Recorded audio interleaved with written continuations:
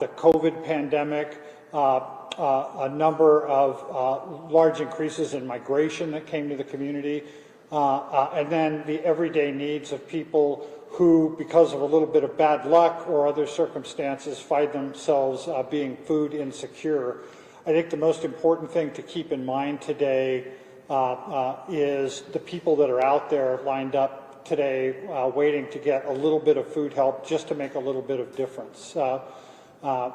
We've run into some challenges, as have nonprofits across the country, in part because of actions out of Washington, D.C. Because we are committed to ensuring that we have a food bank for the long haul for this community, we've had to make some very difficult decisions over the last couple of weeks that impact our operations and will impact services to those people that are standing out in line today. And so to walk you through all of that, I'm going to turn this over to Susan Goodell, who's the CEO of El Pasoans Fighting Hunger, and she can talk about some of the changes that we're going to begin implementing in the next couple of weeks. Susan? Thank you, Mike. Good afternoon, everyone. I am heartbroken to stand here in front of you today to announce El Pasoans Fighting Hunger's difficult decision to reduce service despite extremely high need in this community. Over the last 7 years, this has been an extremely high-performing food bank. In fact, we have consistently ranked amongst the top 10 for the last 5 years running. This food bank has served as the backbone of the social safety net in this community. And in many ways, we've been an underdog organization, overcoming the odds time after time on the front lines of some of the hardest situations this community has ever faced, including, as Bob said, the migrant crisis, the mass shooting, the last government shutdown, and of course, COVID. Unfortunately, today we're facing the perfect storm. The reality is both our food supply and our funding has become unstable. El Paso is a poor community with little food production. This makes us especially vulnerable to these changes. Our funding over recent months has dropped by 30%, 2024 as compared to 2023. As we distance from COVID, it seems that funding for nonprofits on those front lines is dropping much faster than the need in the community. At the same time, an organization like us that's 36% dependent on government funding for our operating expenses now faces incredibly unstable government funding circumstances. Food in this community is difficult to find. We are a desert community with only 5% of the food that we distribute here at El Pasoans Fighting Hunger coming from our own footprint.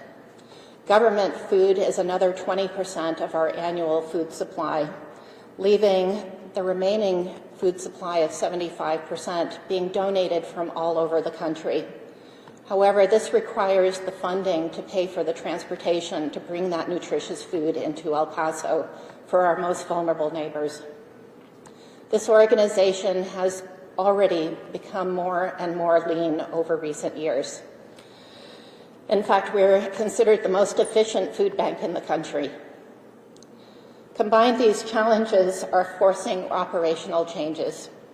We must reduce operational costs to align with our available resources while maximizing impact and diminishing the hard realities for our clients. What this entails is 20% of our agency partners are slated to no longer receive food from this food bank.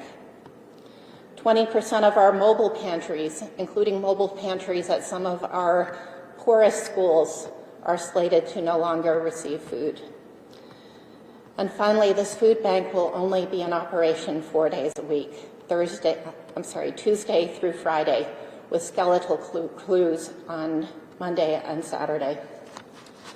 Simply put, El Pasoans Fighting Hunger remains committed to feeding our neighbors in need, but we're in a difficult position. The reality is, with fewer resources, we must make tough decisions to protect core operations, even as we navigate this funding crisis. With extremely limited local food supply, we must be laser-focused on bringing the most nutritious food into El Paso for our neighbors in need. Despite this heartbreaking situation, I know that there will be better days to come, and El Pasoans Fighting Hunger stands ready to spring back when that day comes. Thank you.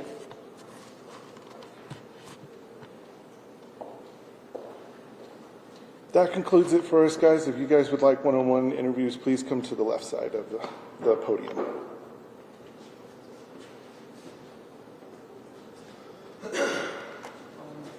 By any chance, is there... I don't have any more. Oh, no worries, no worries.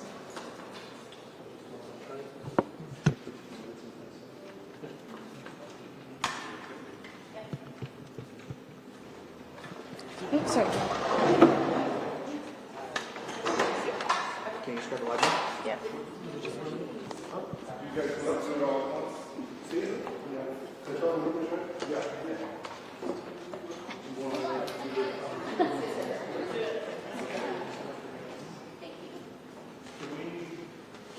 This way, I'd rather not get the... Yeah. I mean, like, yeah, so.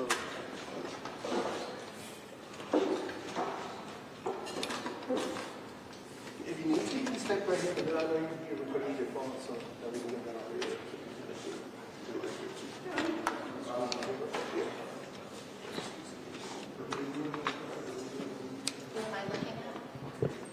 You can just lay in the middle, like in the middle. Testing. Yep.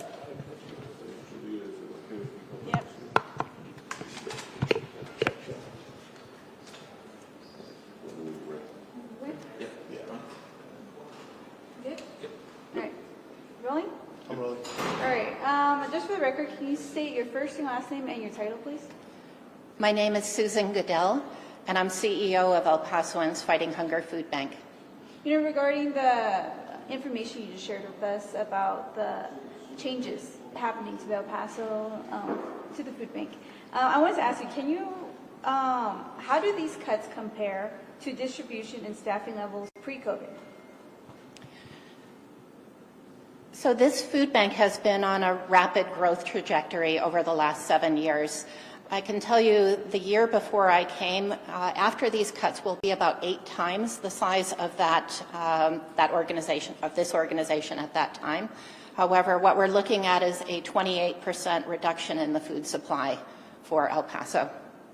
Can you tell us how much, let's say, people use these services per day? All the impact that you have in this community, how many people you serve?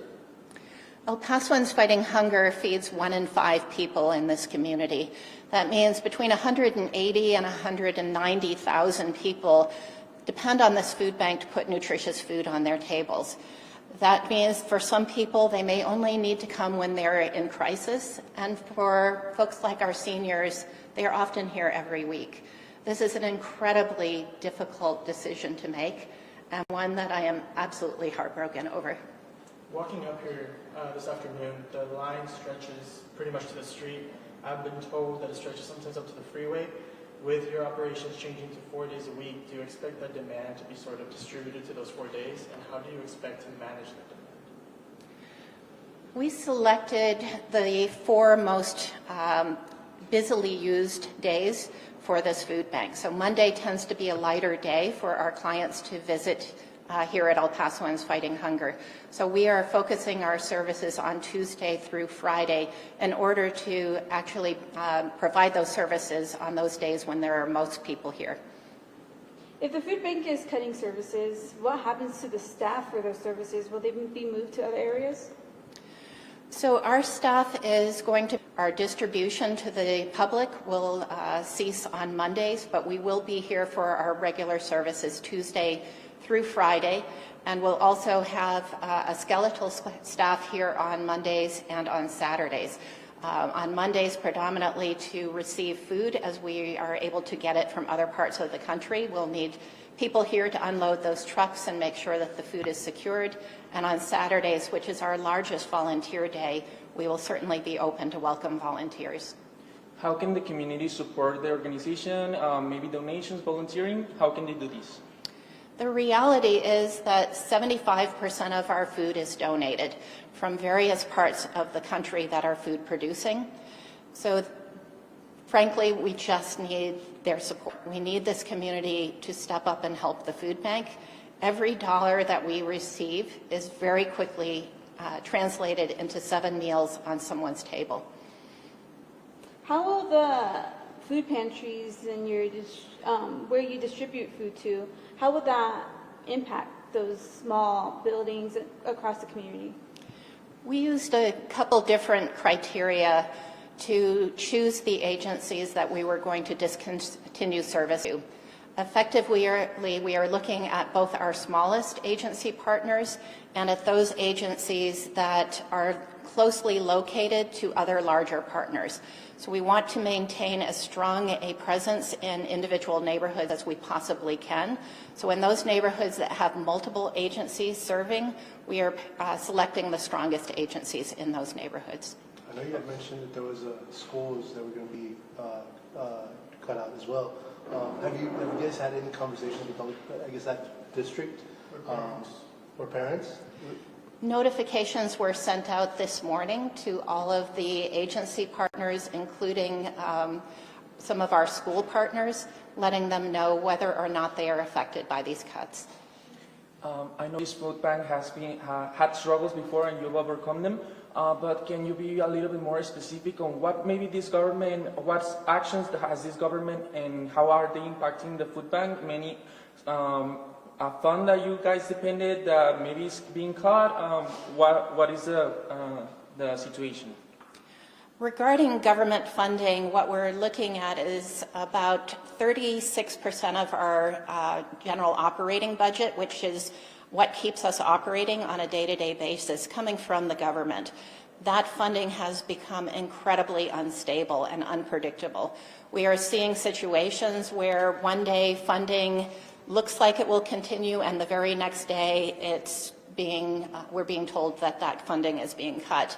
And it is, frankly, it is a bit of a roller coaster right now, and in uncertain times like this, we have to protect core operations. We've got to make sure that every resource that we have is going to make sure that people who are low income in this community get the food that they need. So we are refocusing on our core operations to make sure that we can keep food supplies as high as possible and that we maintain not only the volume but the nutrition necessary to keep people healthy and strong, and the mix of product so that people have a variety of nutritious foods from meat, dairy, fruit, vegetables, and baked goods. On that note, is there something specific that you are asking for, donation-wise? For people in this community who are in a position to help, we are asking that people please consider making a financial donation. Every dollar that we raise is that dollar that we can bring nutritious food into this community and convert that dollar very quickly into 7 meals for someone in need. I'm not sure if this has already been asked, but portion-wise, will this impact how much is given to each individual that comes to the address or to this? Will this affect, I guess, the amount of portion that's portioned to families or anybody that in need? With the reduction in the food supply that we are predicting, we will have to ration the amount of food that any individual or family is able to receive, either from the food bank directly or through our agency partners. It is a sad reality of the situation we find ourselves in. So are these cuts due to the changes at the federal level with the Trump administration and the DOGE cuts? These cuts are largely government cuts that are coming at us from a number of directions. I'm hesitant to identify any particular individual or entity. But I think most people have been following the uncertainty that all of us are facing, and I think that this is unlikely to be a surprise to too many people who've been following the news. And what does this mean for food banks? I mean, you said that this is one of the most efficient food banks in the country. What does this mean for food banks in other parts of the country? El Paso is really the canary in the coal mine. This is a desert community with very little food production, and it's frankly a poor community. So very little funding comes from this community to support the food bank. Most of our funding is coming from other parts of the country. So for us, given the circumstances of our geography and the nature of our community, we are in all likelihood the first to be affected, but I can tell you these conversations are happening at food banks across the country, and we are all facing incredibly uncertain times. And I think that sadly this will not be the only news coming from food banks in the future. How will you be notifying those who come to get help with their food insecurity? So we are providing notifications to our clients. We have notifications going out to our agency partners as well as notifications here at the food bank, both through our verbal talking with our clients, but also we have an intercom system that we regularly share messaging with our clients, and this will be one of those messages that we will share. And when will 4-day operations begin? Is it next week? The first Monday that we will be closed will be March 28th. I have one final question. March 31st. March 31st is the first Friday. Oh, I'm sorry, March 31st, yes. Want me to say that again? Yes. The last Monday that, or the first Monday that we will be closed will be March 31st. And I just have a final question. In terms of, I know you said you didn't want to identify, you were hesitant to, but what is your message to leaders who took this decision that is not going to affect the Pasoans here? Do you have a message for them? I think when times are hard, people who struggle need to have that social safety net. They need to be able to depend on food banks and other organizations that provide for basic human needs, things like food and shelter and just the basics. I hope that as leaders look at the impact of recent actions, we'll look at this and perhaps reconsider. Our people have to have organizations that are strong, that they can fall back on in times of trouble. I have a question. I understand, you're a leader of this food bank and you go out and come to work and you help people every day with their food insecurity. How does this impact you and members of the board on a personal level, knowing that these changes are going to be impacting this community? I think there's only one word to describe what we're experiencing here at the food bank, whether it's at the staff level or the board level, and that is we are just simply heartbroken. We see the people who come here regularly and depend on this food bank, and we know what it means to them. We look them in their eyes, we hear their stories, and you can't do that without feeling it. Thank you so much. Okay. Thank So, you. sorry, I'm not part of TV. I just wanted to know. I wanted to know, aside from government funding, some of the money that the food bank is comes from corporations, foundations, individual donors. Have you seen any significant declines also in those areas? If so, why? We have been seeing significant declines in private funding as well as government funding. I think that part of that is because everyone is struggling right now, regardless if you're nonprofit or for-profit. These are incredibly uncertain times. And when times are this uncertain, people tend to pause and see if they can support themselves and their own families before they know whether they're in a position to help others. And prior to the Trump administration, were you also seeing declines in government funding?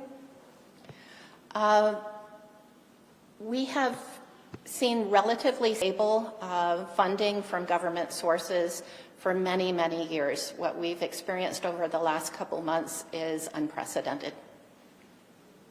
And do you have a final message to the community?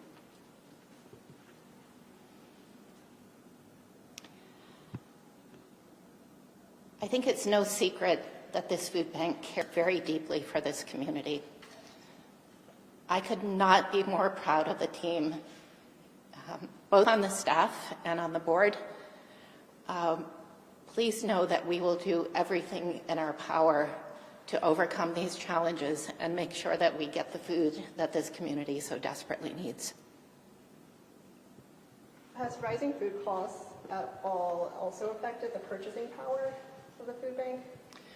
Our food bank typically does not purchase food. We are one of the poorest food banks, frankly, in the country.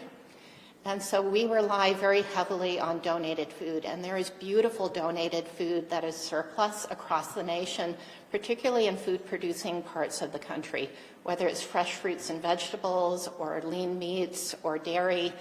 But we need the resources to go and pick it up, either with our own tractor trailers or to hire common carriers, tractor trailer companies, to bring it to us. So it's not that there's fewer food available from outside sources, it's that the resources to get that food here. That's correct. What many people don't realize is that 40% of the food produced in this country is destroyed. And so food banks like ours depend on the generosity of food companies that actually are making the decision whether to donate that food or whether to destroy that food. So our job is to make that as easy for those companies as possible to donate the food. But what that means is we have to be there very quickly in order to rescue that food and bring it into El Paso for our people. And a big part of the food bank's operations is also signing people up for SNAP, as well as checking on the status of their applications. In the past couple of months, how have you seen that area affected? We are watching what is happening with SNAP very, very carefully. This is an incredibly important program for our lowest income community members. So SNAP has been around for decades, and it allows people who've lost their jobs or have fallen on hard times to be able to afford food, even though they're working hard to spring back from whatever challenge that they have personally faced. The challenges that we're seeing with SNAP are many. I think that it is one of those programs that's being considered for cuts. I am hoping with every ounce of my being that that does not happen. That is a critical part of the social safety net, and we're watching it very, very carefully. And just to end on a final positive note, any achievements that you're proud of through all the years that this food bank has operated? How many families feed, or how many tons of food have you collected? I am incredibly proud of this food bank. This food bank has worked so hard to find new sources of food, to bring in fresh food, which historically has never been available through the food bank, and to make sure that we're as accessible as possible for people who often have limited transportation or have needs beyond basic food. This food bank has expanded our services to assist in so many different ways, and I am just heartbroken that we're going to have to scale back in the coming days and weeks and likely months. Do you know what schools already are going to be affected? I do, but I do not have that list with me. Thank you so much. Thank you.